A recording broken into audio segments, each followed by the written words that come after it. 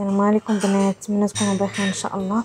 اليوم باذن الله في هذا الفيديو غنشارك معكم واحد التمرينه رائعه اللي كتصفي البشره، اللي كتحيد البقع اللي كعندنا في البشره ديالنا. بطبيعه الحال حروق الشمس دابا مع الصيف اغلبيه فكتولي البشره ديالو حالته مكرفسه وكتكون ليه سمراء، اللون ديالها ما زوينش وكتولي ماشي هي هذيك ما زويناش بالمره. في الوصفه ديال اليوم شنو غنحتاجو فيها؟ عندنا هنا البنات غادي نحتاجو العرعر بطبيعه الحال، ماء الدعار المعروف في التبييض وفي تصفيات البشره، غزال بزاف نبقاو هكا تستعملوه في التبريمات ديالكم. بطبيعه الحال خدينا واحد الكميه معينه ديال العرعر طحناها، نقيتو بطبيعه الحال مزيان، ومن بعد كطحنوه كيرجع باودر بحال هكا، كيرجع بحال الحنه تماما بحال هذا الشكل هذا. كديروه في واحد البواط بحال هكا وكتسدوا عليه، فملي كتبغيو تستعملوا التبريمه كتاخذوا منه واحد المقدار معين، وان شاء الله غادي نخلطوا معاه واحد المكونات اخرى اللي حتى هي زوينه ضروريه خاصها تكون اللي كتعطي حتى هي نتائج فعاله جدا.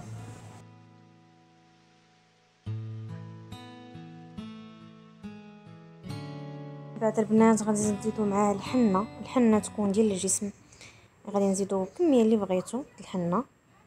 فانا قلت لكم هنا كندير على حسب الكميه ديال شخص واحد، بغيتو ديروا 2 اشخاص غتضاعفوا المقادير. درنا الحنه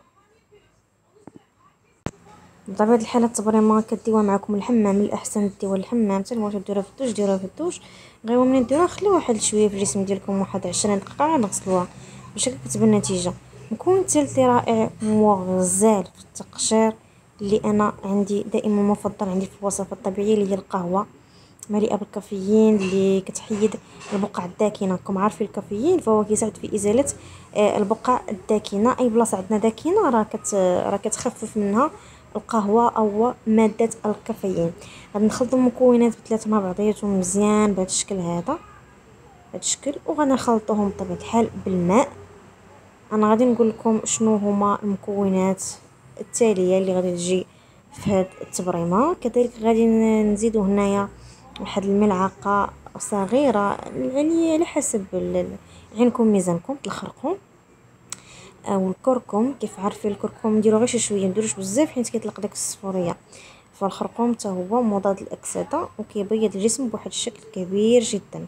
غنزيدو كذلك الصابون البلدي حتى هو مهم بزاف باش كيحيي هكا كيخرج لنا الاوساخ اللي عندنا في الجسم. بطبيعه الحال كيحيد لنا دوك الاوساخ المتراكمه، دوك الاوساخ المتسخه كتحيد لنا منين كنزيدو كنضيفو صابون بلدي في الوصفه ديالنا. وكذلك غادي نزيدو معاهم الحامض، واحد غير هكا شويه الحامض، نص حامضه او 4 حامضه اللي يعجبكم، حتى هو ضروري اللي ما درناش بحال ما درنا حتى حاجه. وغادي نخلطوا التبريمه ديالنا بالماء نديوها معنا للحمام بطبيعه الحال او لا في الدوش اللي يعجبكم. المهم هي تخليوها واحد 20 دقيقه في الجسم. من بعد تبقاو تغسلوها، تبقاو كتحكوا هكا بيديكم مزيان ديال الجسم وتكبوا عليكم الماء وتحكوا ديك الساعه.